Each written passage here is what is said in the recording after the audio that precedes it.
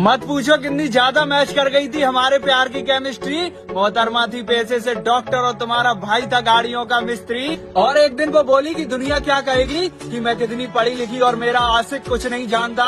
मैंने कहा ऐसा कुछ नहीं है, तुम्हारे और हमारे काम में लगभग बहुत सी समानता।